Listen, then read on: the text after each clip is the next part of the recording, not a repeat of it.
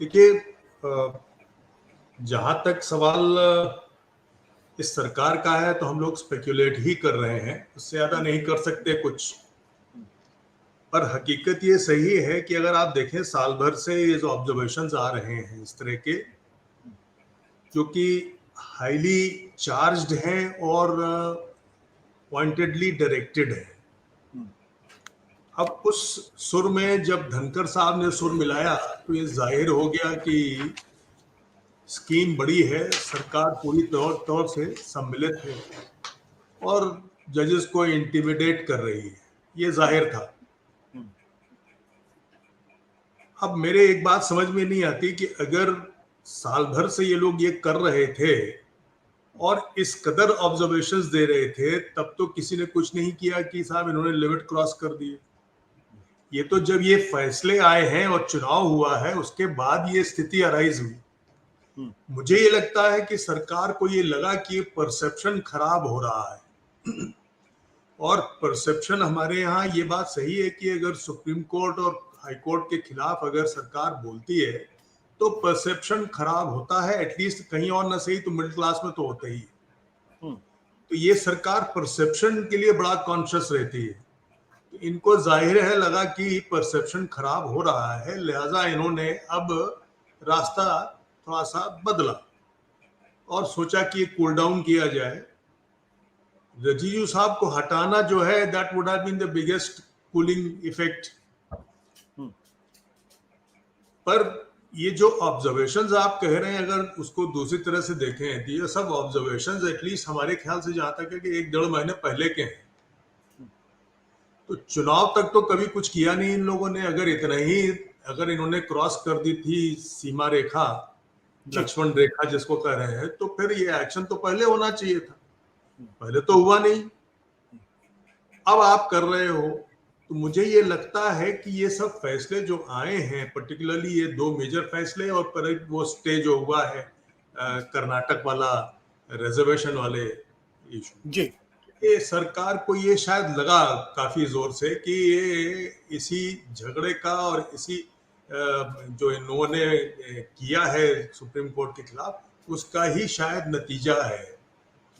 देखिए, ये सरकार जो है ये मान के चलती है कि everything is manageable, and that is what they seem to have been doing for last so many years. अब जो है इनको ये लगा कि ये थोड़ा सा मैनेजमेंट के बाहर जा रहा है, लिहाजा इन्होंने ट्रैक चेंज किया है। बाकी मैं इस बात से नहीं एग्री करता, मैं फर्म हूं कि कारण रजीजू साहब का रिमूवल का यही है कि ये जो फैसले आए हैं तो सरकार को ये लगा कि इससे सारा परसेप्शन जजों के दिमाग में और लोगों के दिमाग में खराब पड़ रहा है, लिहाजा they want to improve that perception, और कोई कारण नहीं है सरकार में कोई। आपका आपका जितना एक्सपीरियंस है सुप्रीम कोर्ट का, क्या जिस तरीके के बयानबाजी किरण रिजिजू कर रहे थे, क्या किसी और कानून मंत्री ने इस तरीके से जुडिशरी पे पहले हमला किया?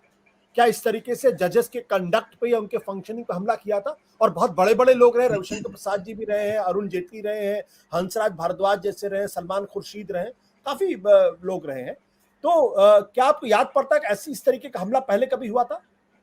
फर्क था। देखिए, मुझे याद है जिस समय एडीएम जबलपुर का केस का फैसला आया था तो उसका बड़ा सीरियस क्रिटिसिज्म हुआ था, और सीरियस क्रिटिसिज्म सभ्यता के दायरे में हुआ था। एक जजों को पर्टिकुलराइज करके उसको जो है इनसेंसिटिव उनके खिलाफ एलिगेशंस नहीं थे, पर ये कि हाँ कुछ एक लोगों ने यदा कदा किए इस तरह की टिप्पणियां।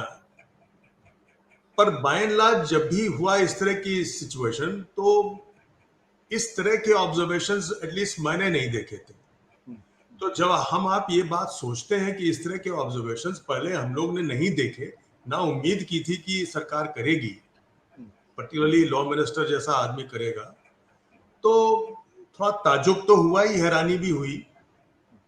इसी को मैं कह रहा हूं कि ये सरकार परसेप्शन पे बहुत बिलीव करती है, हर चीज परसेप्शन बेस्ड है, और इनको ये लगा कि इनके जो हरकतें रही हैं इधर साल भर से उसकी वजह से जो है सुप्रीम कोर्ट के जजेस में और लोगों में परसेप्शन खराब पड़ रहा है। ये भी इसके साथ ये हुआ कि इस परसेप्शन खराब होने की वजह से कुछ ये कोर्ट में मैनेज भी नहीं कर पा रहे हैं प्रॉपर्ली, लिहाजा ये मैनेजमेंट का जो सरकार का खेल है वो खराब पड़ रहा है। मेरे राय से महाराष्ट्र का केस और दिल्ली वाला केस पर्टिकुलरली जो सरकार की नाक के नीचे है, सरकार के नाक के नीचे है, वो उससे इनको बहुत चोट लगी है। और चोट ये लगी है कि इनका सारा पावर जो है और जितना ये कहते थे वो सब जो है गलत कर दिया गया। अब इनको जो चोट लगी है तब इनको ये समझ में आ रहा है कि लगता है ये परसेप्शन के खेल में वो गड़बड़ा गया है मामला और मैनेजमेंट नहीं हो पा रहा है इसी वजह से। अब चूंकि आगे भी कई चीजें हैं जो कि सुप्रीम कोर्ट के सामने आनी है जो कि बहुत सेंसिटिव है, जैसे अडानी वाला मसला है। अडानी वाले मसले में सरकार बहुत केयरफुल है, लिहाजा वो ये भी डरते हैं कि ऐसा ना हो कहीं उसमें कुछ हो जाए तो वो तो सीधे हमारे पीएमओ पे जाएगा। लिहाजा ये परसेप्शन को इम्प्रूव करना चाहते हैं और सुप्रीम कोर्ट को थोड़ा सा सेटिस्फाई करके उनकी एंजाइटी को और उनके अनॉयंस को खत्म करना चाहते हैं। मेरी राय में यही लगता है। सत्य हिंदी का ऐप डाउनलोड करें गूगल प्ले स्टोर पर।